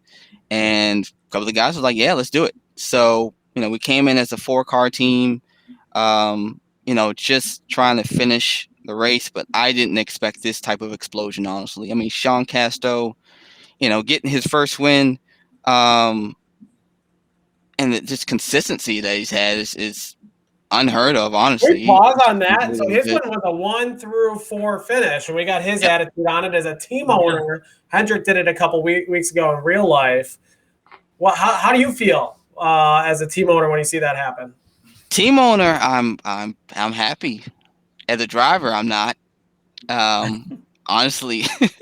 So for example, a little behind the scenes, Nick Silver is the type of person that wants to win races. He wants. He was not necessarily happy about. No, he was not. So he voiced his frustration, and I understood. Sitting around with 10 laps, I don't remember how many laps to go, and just riding behind your teammates to just accept a 3rd place finish. That's difficult. But as a driver, I completely understand that. But as a team owner, the last thing I want to do is get behind you, push you, I turn you, we wreck all of us. Our top 4 just went to, finishing, the 25th or 26th or whatever the case might have been for that. So a lot of times, and it's probably what messes me up, I make decisions based on the owner and then regret it because I didn't make the decision as a driver. So it's definitely difficult. And then trying to plan out the races and making sure each driver is, has all the tools they need to get the most out of the car is important as well. Unfortunately, we just have not done a good job overall the last couple of weeks. Kind of just honestly horrible, honestly. But after Sonoma, let's cross our fingers, we should start to get some consistency back. These last couple of races is definitely be hard on us, but it's all about balance. And you, like I said, you just have to make the right decision at the right time. You got to know when to put your driver's hat on. You got to know when to put your team owner's hat on. And even if you have disagreements within the team, you got to know how to handle that too. So it's a lot. Especially with, I'm in school, I got a family, I'm working. So there's a lot on my plate, but I like the challenge. So I'll take that over anything right now. That's awesome. Matt, you're not as committed as Brandon is as an owner. I'll tell you that right now. So if he'll have me, I might have to move over there. I got you a sponsor very well. Yeah, he doesn't plan out our strategy. Sponsor. I got you a host of a TV show. Like, what else can I do here? Yeah, that's true. Okay, that's right. You're forgiven. So, I guess Matt, I don't know. Did you want to go through your power rankings? Well, let's go through the standings first. So we'll kind of wrap up next week. So we'll go to the standings. I don't think there were a ton of big changes this week. Not a ton of movement at this point in the standings. I did have to zoom out pretty far to get Nick and I there at the bottom. Somehow, through 11 races, 1 point apart. Kind of tied at the hips here all season long, in 30th and 31st. Try and work our way around Thomas George. Where is he? Where's he's in 15th. He's in 15th place. So okay. We need some of those guys who haven't run all the races. We need our buddy from last week, Liam Sheen, to run some more races and then knock Thomas out there. But it is a very close battle. You look there from 11th from Ross Cato on back. You're talking. Ross is 11th. Yes, back to Rhett in 21st. Is what is that? 30 points. I mean, it's not a lot of. There's a lot at stake over the next 9 races to get ready for the playoffs. I think we're going to see a lot of changes there, and it's going to be really important for all of those drivers to make all the races. The little thing, make sure you're scoring points each week. Which I think with COVID going away, and I told Nick this at the beginning of the season. I'm surprised how many people have had this much participation throughout the year. We see continuously 40-plus people at each race, maybe with the exception of the road courses. Usually by this point in time, it dies down a little bit, but everybody's done a really good job at showing up each week, which is unfortunate for Nick and I because those would have been free spots to take. You did see Cody Harris there 27th with 4 races done, so I'm wondering – if he's going to be a player for the top 16 as well, the way he's been running, he might be still in the hunt. Interesting. And now, where's Everhart? Is he out of the top 25? He's 26th. Yes, he's only 15 and 16 points ahead of us. So would not have thought we'd be saying that. Wow. Yeah, that's actually surprising because I know how competitive he is, and the fact that he's not doing all the racing, and maybe he's got stuff going on. I'm not sure, but Eberhard, that the whole ages group, especially in 2017, man, they were similar to how our team is, and I guess that's maybe kind of where our team kind of relates to them. I mean, they were strong every week. I mean, you came in, that's a team to beat every week. So. I think it's a great transition to the owner standings. I'm going to go to real quick. Please keep talking. Yeah. But you'll see the similar names up top. Yeah, that's unfortunate that we are now that low ahead of points. We at one point we were 100 points ahead of second place. So, Flat Out Motorsports is they're doing what they're supposed to do. They're finishing the positions they're supposed to finish in, and they're coming at us, hard. And only thing we can do is work harder and try to really work toward or doing better at just finishing the race. I mean that's what we have to do, and honestly we're just not. That's definitely something we got to work on. But shout out to Flat Out for. I guess that kind of rhymes. But shout out to them for doing what they need to do to catch up. It's going to be an interesting battle. Yeah, the battle for first is intense, but the battle for eighth. I zoom in here. Yeah, please highlight the battle for eighth because we've got to change. Mara Motorsports, the powerhouse, passes Logitech, Altus, eSports. Who knew this was the rivalry that we all needed? I can't believe it. What do you have to dance? We've got an 8-point lead. So, and when you lap us, we don't lose points because of it this week. So, right. There should be a bonus for that. But I guess I forgot about the team when I alt F4'd. I completely forgot about the super hot battle in the teams championship that I'm the lone representative of. So I need to do better because when I fail, the team fails. So. Luckily, when Matt's computer doesn't roll him to the start, at least we got another one to crash on lap 10. So, exactly. I really now one thing I am, and maybe you guys can answer this because this is going to really matter come playoff time when we don't make it and Danton does. Will you get like playoff points team standings where will go up to like 2,000? Like I don't even know what we do here. Will you go up to like 2,000, or will it stay cumulative for the full year in the owner standings? Do we know that? I'm not sure. If it's like a playoff grid, you're going to go way up in points, and we're not going to be able to beat you. But if we don't, we have a chance. We're going to be in the battle all year. So I think they boost. I think it boosts the team points as well. Yeah. Oh no! Well, when they do that, okay, one of us we have to win Daytona now. Someone's gonna have to have us win Daytona. They're gonna have to push us because we can't have him winning. So if not, I'll tell you right now, we're gonna have to have a third owners or a second owner standings, which is our team battle, and we could sponsor.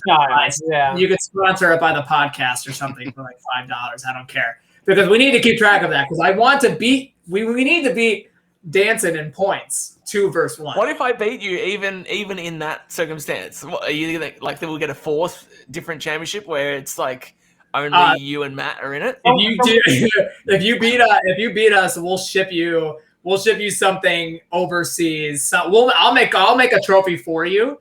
Champion. That's good. I will actually do that. I will put something together and send it to you if you win. Now we have a third brother, so we're not ruling out adding another team member to score more points. We might have him start in park if we need like 3 points. Every point matters. Yeah, exactly. Literally. They don't even know. Racing here, so Phoenix won't be about the champ. Yeah, it's not going to be about the championship. It's going to be, can Mara Motorsports collectively gain 10 points this week to beat Danson? They're going to show us back for 32nd, getting lapped with Steve Durham, wrecking one of us to give Danson 8th place. That's what's going to happen. Okay, that was great. This is going to be a really fascinating story as the summer goes on. So, I agree. Yeah. Anyway, it's time for power rankings. Danson, are you going to be ranked as high as you were last week? That's really what I think I'm amazing, so I deserve to still be there. But then again, I haven't been able to convert lately, so I don't know. We'll see. If you win Sonoma, you might have to go to first, because that would be 2 wins in 3 races, and we're getting a little ahead of us. Right, exactly. Brandon, you are probably going to be on. I would assume you would have to be on these power rankings because you're on the show, and he's going to suck up to you. But also, I think you've been running well enough to be in the top 10. But let's find out. All right. Once again, Matt was the only one to fill the power rankings out. Apologies. I like Matt doing it. It's more objective because I do. Yeah, then we can just shit talk. I mean, it's very. The thing is, the thought is, the participating crew, at least for now, is supposed to be, Matt as the panelist, myself and Nick, and then our team here, as well as Evan. Obviously, everybody's caught up with other things, so I've been doing it, but I've been looking at it on the numbers, right? Because, Evan and Matt, you guys probably have a better idea of who's running up front. So you can tell me if someone doesn't deserve to be up here, but mine is purely based on results. So I don't think there's a lot of objectiveness here. You guys might have some, so we'll go through and see if there's any objections. So we'll start at 10 here. Eric Stanford he's been pretty good. Hey, you look at the numbers. The last 4 races for Eric. Let me grab him here. 4th, 19th at Coda, and then 8th this week. He's been relatively fast. He's moving up in the point standings. So I think he is definitely deserving to be in the conversation right now. A lot of people have been inconsistent, and some people did fall out. I think if I remember correctly, Brandon, 2 of your teammates did not make the list this week. Nick Silver and Sean Casta, which is kind of surprising because they're up front in the points. Right. So maybe you have some objectiveness now, but you spoke to it. The results haven't been there. So we'll go to the next one here. I don't think there's going to be any anger about this one. You win in the fashion you win. You're going to probably be on the power rankings here somewhere. So, Brian has had some solid runs this year. Nothing too sexy before this win. But, obviously you go win, you're going to be on the list, right? Good job, Brian. Yeah. Next up is Sam, who he only finished 1 spot ahead of me this week. So you're going to fall back. I think he won the He's pole. got really good speed. He has good speed. I think he won the pole, right? Yeah, Right? He did. Well, I mean, that still is too. You look at the 7 guys in front of Sam here. I mean, Sam's last 3 races, his best finish is 11th, right? So if you want to be top 7 in the RSR after the turns ranking, you got to get some top 10s. That was on a road course, wasn't it? That 11th. Yeah, exactly. That's crazy. Yeah, It's crazy. Who's that? Okay, next up is Brandon. So I think obviously this looks a lot different if the strategy works out correctly and you win the race yesterday. Look at the last 3 races, 23rd, 14th, and then 3rd. Obviously, you were in competition to win last week. So I guess we'll stop here for a second. Brandon, how do you feel about your ranking here in 7th? Honestly, I don't feel I deserve to be 7th. I feel like I shouldn't even be on the top 10. I've made way too many mistakes. I think if I remember correctly, I was doing good at Dover, and speeding penalty caught me, and I think that was the 4th or 5th one for the year so far. Wow. So I'm kind of having a Denny Hamlin season right now. Speeding. Don't want to be Denny Hamlin. Well, you actually closed out a race, so Yeah, Well, you won one. I wouldn't say that was a Denny Hamlin season. Well, Denny Hamlin for the penalty You're side. right. You're right. But He sucks in a lot of ways. That's one of them. So, But yeah, I mean, the V7th, I'm happy about that. But I'm pretty sure there's some other guys that probably deserve to be in 7th compared to me. But hey, I'll take it definitely. I think you look at the numbers. Maybe you're not giving yourself enough credit. I think the competition at the top in this league is everybody's very, very close, right? And I thought, honestly, when I started looking at the power rankings and the data, I thought, you'd see 10 guys in the top 10 who were far and above everyone else. But what you really see is, I want to say like 5th, 6th to, maybe 15th. It's very close. It's not an easy decision for any of this. So props to the competition in the league right now. Yes, definitely. Okay, let me give us our next one. It's Dancing. Nick will say putting him back in his place. I think Nick thought he should be there last week, even after his win. Matt, any thoughts on 2 of the last 3 races in the 30s? Obviously, with fast cars, I did watch some of your streams at Charlotte. The one of the 400 lap race ones, not the official Coke 600 one, but the other one where you dominated the field. You obviously have speed, right? It's just 2 accidents. Otherwise, you probably have 4 top 10 in the last 4 races. Yeah, just haven't been closing out. I think, obviously, if you're not yielding the results, then you're not very powerful. So it shouldn't be. I think probably similar to Brandon. Really, I'm probably lucky to be even there. Obviously, the win at Coda helps, but it's. I was thinking before actually, like, even if I come out and win Sonoma, it's actually going to frustrate me more than anything because, like, I'm like 7,200 on oval as far as iRating, and obviously iRating isn't the be all end all, but it's like I think the perception, and probably rightly, fair enough, within RSR is probably he's a road course guy, not that hot on the ovals. I mean, I got the win at Michigan in winter, but I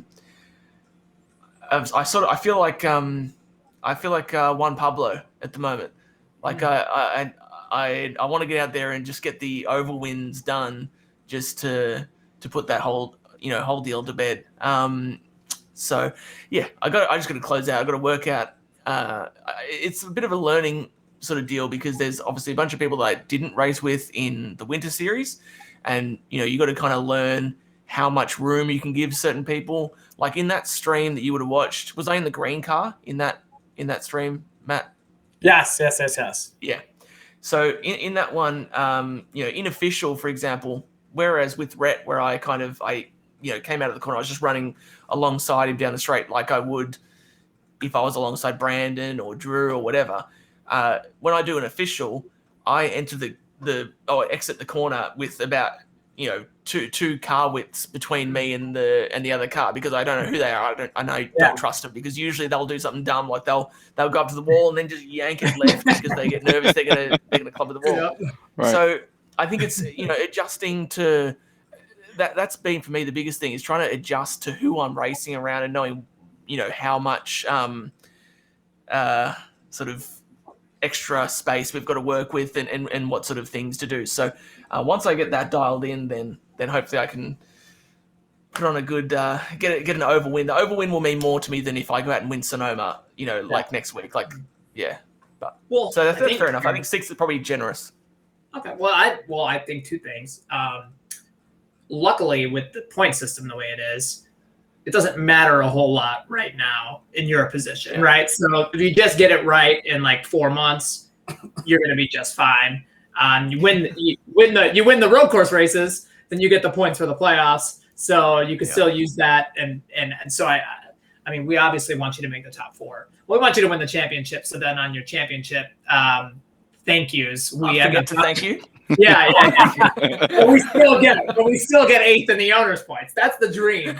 We get 8th to win the championship. But as a second to that, I will say last week's 2nd was too high in my opinion. But if you win this week, when you win, I think we're gonna have to put you to first because that would be 2 wins in 3 races. And Freenos wouldn't have won any of those. We'll get to that conversation when we get to it. But he sucks. He's not going to be so good. Yeah, exactly. Let's get to the top 5. Oh yes, Carl. Hell yeah. Yeah, that's why I don't know if this is a surprise to anyone. I was a little surprised when I looked at the stats. And then again, I don't run up front enough to know who's up there consistently. But Kyle Trudell, 5th, 6th, and 4th the last 3 races. I think I'll see these top 5 have really kind of results-wise they were the top 5, right? And there was kind of no dispute about that. Maybe just where they're ranked here. We'll go to the next one here. I pressed the wrong button. Would almost give away some things. There we go. Nicholas Johnston. Yeah. Nicholas, I mean, he's been fast since he joined the league. 2nd, 5th, and 3rd in 3 weeks. Arguably could be higher. I think he's only been with us for 3 weeks, if I'm not mistaken. Maybe did a few races earlier this year, but I mean, he's obviously fast. He's going to consistently be in the top 10. That's huge. Man, sucks for us. Yeah, more fast guys, right? I know. We need less good people between like you guys and us. Who's 3rd? I can't. Lariah is next. I mean, I don't know how many top 10s this guy has in a row, but it's at least 4. I think it's 5 or 6 now. Model of consistency. Continuously is finishing up front. Where did he finish at Charlotte? He finished 6th. Okay. Yeah. Okay, cool. Nice. And then obviously Cody's got to be 2nd. Where'd Cody finish? Better than he should have because he was underpowered. He was underpowered. Really? I know he was. I think I saw his Twitter, but also like I was by him for part of the race, like after we both were damaged, and he was like a lap down. So when he finished 5th, I was like, "How did you do that?" I don't even know. Wait, he finished 5th. Yeah, he was in a wreck. Like he had damage, and I don't think he had all his power. Did he make it on fuel? I think he did the fuel strategy, but his car was fast enough where he was able to save more fuel. do the opposite of like my car wasn't fast enough where I could have taken advantage of it. Like I said earlier, I think his car was fast enough where he was able to take advantage of that. I could be wrong, but I know it wasn't 100%. So 5th was impressive. Maybe I shouldn't have had a tantrum and quit. It sounds like I would have still got a result. Danton, you probably would have finished top 10. Yeah. That's insane. Oh, yeah. Well, now we know for next time. I was down and then finished 16th. As Thomas George and I were both very damaged. He had no back on his car. I saw it for 50 laps, and he finished 15th or 14th. Damn. So, yeah, that's crazy. Yeah. And Drew is number 1. We knew that was going to be the case. Yeah. I think all that's pretty legit. I'd probably it sounds like with like Johnston's results, it sounds like he maybe could have been 3rd instead of 4th. Yeah. And like obviously, like I was saying before, like I think Sam has the potential to be a lot higher if he can just convert, because he's had I think 2 or 3 poles this year. Yep. He's putting himself in a good spot, but then he's just circumstances or bad strat or whatever, have sort of hit him, so that he has that opportunity to move forward. I'm trying to think if there's any names that aren't on the list at all that I would probably put in there. So I think Silver and Casto were the next ones that were Nick Silver, yeah. But they, if you look at the results, I don't think either of them has had a top 10 in the last 3 weeks. What about Trey? Trey, like, what are his He results? hasn't hit not good, I think unfortunately. he's really? in speed. Yeah. I think he's in Yeah, He's qualifying 14th, up front, 18th, though, and right? 27th. Yeah. Where did he qualified up front? Like, was he P2 at Charlotte? He was near the front, from what I recall. I qualified P2 at Oh, you were Charlotte, P2. Okay. and then I think he qualified top 10. I don't remember exactly where he qualified, but I mean, like I said before, I mean he's shown speed. But again, he is a rookie, so there's going to be times when you make a mistake, but you got to learn from your mistakes. So, and I think that was the second big one that happened coming out of turn 2. I think that's when that was, where he just I think he got a little tight because there was somebody on his door, and it just pushed him up the track, and that's what he calls the big one. But again, as a rookie, I was a rookie at one point in this series, and I understand, mistakes happen. It's just the thing is what can you learn from those mistakes? And then once you learn those mistakes, how can you work it so that way, you don't do that again? And then a lot of it is also just just like you said, Danton, just learning who you're racing around. It's and even for you, with people coming in that you have a race with, the same thing for me. I don't know how hard, like for example, Nicholas Johnson, he's new for me, so I don't know how hard I can race him compared to like how hard I can race Andrew. I know how hard I can race Andrew. I know that we can do a lot of give and take, and I know my limit with him. But for somebody that's new to the league, it's going to take some time, but you also, in my opinion, you also have to earn that respect. You're not going to just get respect coming in here and trying to drive to the front, and you're just gonna make enemies like that if you're pushing people out the way and stuff like that. So you gotta earn that. Once you earn that, then you might be able to start ruffling some feathers and or whatever the case whatever you might do. But that's just my opinion as a team owner, and I tell all of them the same thing. You gotta earn it before somebody's just gonna give it to you. Nobody's just gonna give you a spot. Well, there you go, Matt. So next time you're coming through the field, now you know. Yeah. Well, actually, I was going to ask you, do they do a Rookie of the Year in RSR? Because if so, Danton and I are in another battle. Clearly, I think we know who should win it. It's me. I think it's gonna. Cody Harris joined 3 weeks ago, and he's already beaten you. So that's true. Okay, well, to be fair, I'm actually a true iRacing rookie. If we're talking about our first year, sure, yeah. So if we look at it that way, well, actually, did anyone hear? Did anyone hear when I and obviously, like I said, I apologize for calling Red out, whatever. But in that same exchange, after the turns, favorite RSI driver Thomas George got on the at drivers as well and told me to shut the hell up because I'm a rookie. Did anyone else? I heard that. Yeah, I heard that. That's not the qualifier as to who's a rookie and who isn't. Okay, I'll just tell you that right now. I'll just tell you that right. 7,200 oval rating. I thought I was losing my mind for it. I thought I was losing my mind for a second. I was like, wait, but didn't Danton win the championship? So he's not a rookie anymore. I mean, he's shown that he's definitely a veteran at this point. But again, that's my opinion. I'll check and see when you're passing us this week, Danton, if you've got a rookie stripe on. I didn't know we should add a rookie stripe. Yeah, you need to add one to my car. Yeah, I'll work on it. Yeah, please do that. I need everyone to know who they're dealing with, and it's just an average at best driver. That way, when I rep people, you should put like the yellow and black sort of. I was gonna say it'll be caution tape. It'll be. Oh yeah, caution.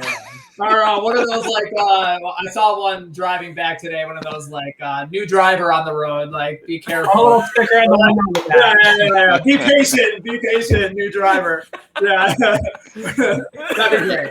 If you put that in the back of your car, you're asking to get touched. I'm just saying you're asking to get touched. Anyway, they're doing it. They don't need an excuse to do it. This is just confirmation that they can do it because it's been happening way too much. But anyway, I guess quickly we should talk a little bit about Sonoma before we wrap up because both of you are probably going to have good runs. So Brandon, we'll start with you.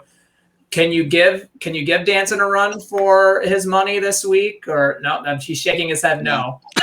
No? You didn't Dakota, but you did. So why do you say that? What are your expectations then this week? Oh man, I'll be honest with you. Sonoma has absolutely been my worst track, even since when I ran in the Coke series. And that was even worse because that was with 900 horsepower. So, and I guess we're down to 725, 750, or whatever it is for the low down force. Yep. But I don't know what it is. Sonoma, I can't get a handle on it. I think I felt a little bit better when it was the old configuration. But now with this new one, I don't have much confidence, unfortunately. Now, of course, I'm gonna do, a lot of practice just to try and make sure I stay on the track, because that's gonna be the goal. If Danson doesn't start up front, I'm just gonna wave his ass on by. Just go on it. I don't have anything for you. But honestly, if I can finish top 5, then I'll be ecstatic and roll out with that. Top 10 is a good day as well. For me, it's just gonna be about finishing. That track is just absolutely a struggle for me. I don't know why, because Coda was crazy as well. But it's something about these technical tracks where you're not really on the throttle. When you gotta really, really be manageable on the throttle, I just struggle on. So, good win, Danson. I can give you the trophy right now if you want. But well, no, I'm not gonna So take much anything away pressure. from. Nicholas Johnson can also compete. Cause y'all Cody two Harris? on a whole. Cody Harris. Yeah. Cody Harris. You and Coda Harris. Yeah, I mean y'all were on a Liam whole as nother well. level.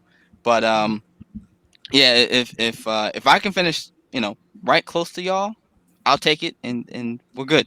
Go into the next race and see what happens. Yeah, don't count out Liam, because Liam's going to have those Mara Motorsports. Oh, right. He's going to have those Mara Motorsports stripes on the side in the after the turns Mustang next week at Sonoma. So we're excited to be back on his car next week, because we know he's going to lead a bunch of laps and give Danson a run for his money. So, Danson, one word. Will you win Monday night? Yes or no? So Sonoma is one of my favorite tracks. Thomas George confidence. Okay. Are you gonna win? I don't think I'm capable of that level of confidence. That's a level I have not been able to get to. But I feel confident right now. I would hope that I should be able to close it out. Sonoma is one of my favorite tracks, and just thinking about it, and as Brandon sort of mentioned before about technical sort of circuits and stuff, it got me thinking. I did not love Coda at all. I don't really feel like I got my head around that at all. But one thing that I did notice is I was feeling like I was absolutely the fastest through that first sector of the lap, which, as I apply that to thinking about Sonoma, Sonoma is pretty much like that first sector, but just all over the entire track. And that sort of makes sense to me, because Sonoma is, like I said, track that I'm usually quite strong at, and that makes sense. Maybe something about those flowy corners and not really being on the throttle, because that first sector is almost no throttle, right? So I think you might have touched on even just something for me to consider there, Brandon. But I would hope that I'm able to go out there and put on a good show. Hopefully it won't be as close as Coda was, because I don't know if I can take that again. But if we look at the top 6-7 cars, whatever it was in quali at Coda, it was within 2-3 tenths on a lap that was 2.5 minutes. It's going to be close. Yeah. You'd imagine that, because a lap here, we're using the long layout, right? Yeah. So that's a minute and a half. So yeah, it could be interesting. We might have 6, 7, 8 cars, within 2-3 tenths this time. So that would be pretty insane, because then that will shake up, what you can do with strategy. Because, if you wait a long time for your pit stop, you'll have the fresher tires to come through, sort of like what Cody and I did. But if there's more cars that are fast, you got to try and get your way around those. And Sonoma doesn't really have that many passing spots, right? So it'll be an interesting balance. But yeah. I'm excited. I'm actually kind of. This is the most excited I think I've been for a road course in our series. Not for myself. I might just crash out. Are we going to do some laps?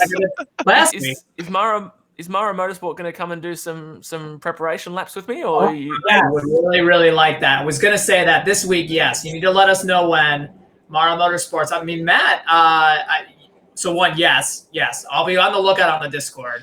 I'm free later this week. Just no one needs to know my personal life. But Wednesday, Thursday, and Friday night, I can do really got some crazy things happening this week in Chicago. So, Matt, you quickly, I think we should touch on you because you had a really good run last year. It's your 1 year RSR anniversary. Do you think you could? Yeah, we did it. Yeah. What are you hoping for? What do you think is realistic? If the computer turns on. Oh, part of me is like top 10. But that's probably a trip. I really like Sonoma. I spent a lot of time practicing. Everyone quit? My first race last year, and I finished 12th. From the bottom, dancing. He meant 10th from the bottom. Sorry. That's the issue, though, is like last year, the level of competition, especially on the road course, was not where it is at now. One of the fun things about Sonoma last year was my first RSR race, and they did a standing start with the cup cars, which was really threw me off. I think it threw the whole field off. I don't know if it was one of those Evan server accidents or something, or if that was planned. Can you do that again, please? Yeah. I'd be down to do it again. It was kind of entertaining. But yeah, we did a standing start last year. And I was already on pins and needles because I had only watched the broadcast up to that point. And yeah, I'm really looking forward to it. It brings back some good memories of the last year, but specifically that race. And I did really enjoy the track. So I think with some practice this week, maybe a top 15 is the hope. We'll see what happens, right? But yeah, definitely looking forward to it. Yay. Well, he's going to be our Mara Motorsports hope this week. So it's not coming. I don't think it's coming from me, but we'll see. We'll see. I'll get some practice and dance. I'm going to learn all your tricks. It really, you just want to make sure, again, that I will get out of your way. If you're leading by too much, then I might just get in the way just to cause a little bit. And Brandon had mentioned how he wants to put on a show for the fans, so we can exactly. It's all about the fans. Absolutely. It's all about the fans. Well, I guess. Yeah, I'll make like 3 pit stops, just so I have fresh tires and get in the way at the end. I don't even care how it happens. Before we go, we should, Brandon. I'm sure you have a lot of people to thank, including probably yourself, for owning the team, for owning your own team. But no, who do you have to thank? Who would you like to thank? Definitely. First and foremost, I gotta thank my family. Kind of like you, don't need to put my business out there like that, but definitely had some trying times the last couple of days. So just dealing with that. Definitely gotta thank all the drivers on KIR. Like I said before, we're a great group of guys who are fast. Just haven't had the luck lately, but I feel it's gonna turn around. It's gonna definitely turn around. I gotta thank Plan B Sales and Brent from Plan B and Circle B Diecast. To be given that opportunity to be able to have them sponsor the team is pretty cool. As far as that, I got to thank you guys for having me on. It's been a blast. Got to thank you guys again. Got to also thank Danson for not wrecking me at Coda. Because he could have if he wanted to. All of our sponsors, I mean, we don't really have much, but I will say that we do try to support some type of something going on in the world. Like for this month, we're doing LGBT Pride Month. So, 3 of our cars will have the Pride colors on it. So that's going to be pretty cool. So other than that, that's, I guess, RSR, of course. That's pretty much it. That's awesome. That's awesome. Brandon, that's a cause specific to my heart, I guess. So I appreciate that. So thank you so much for that. Danson, who do you want to thank? Again. Who do I want to thank? Always us, but he just refuses to do it. Brandon's already one step ahead. Yeah, thanks to you guys having me on as well, and including me in the Mara show. Well, obviously we've got the regular sponsors. Although actually, I got to point out something that Sam called me out on, which I'll get to in a second. But so Logitech G, Astro Gaming, VRS Virtual Racing School, Racetech Seats, Cube Controls, I should say, and Own TV. Now, so Sam called me out because he said that one of our sponsors is Racetech, right? Mm-hmm. But he pointed out that directly behind me is a track racer logo, but this is different. This is an old acquired seat, not my racing rig. So Sam's wrong, like always. We've learned. Racetech. You have the mic, so he's always wrong. So. Exactly. Racetech make superior seats, not only just for, I mean, you can use them for sim racing, but their stuff is very much for the real life racing world and that sort of thing as well. They're insane seats. They're not just they don't just cuddle you. They save your life and all that sort of thing. So they're pretty cool. But so Sam, I hate you. I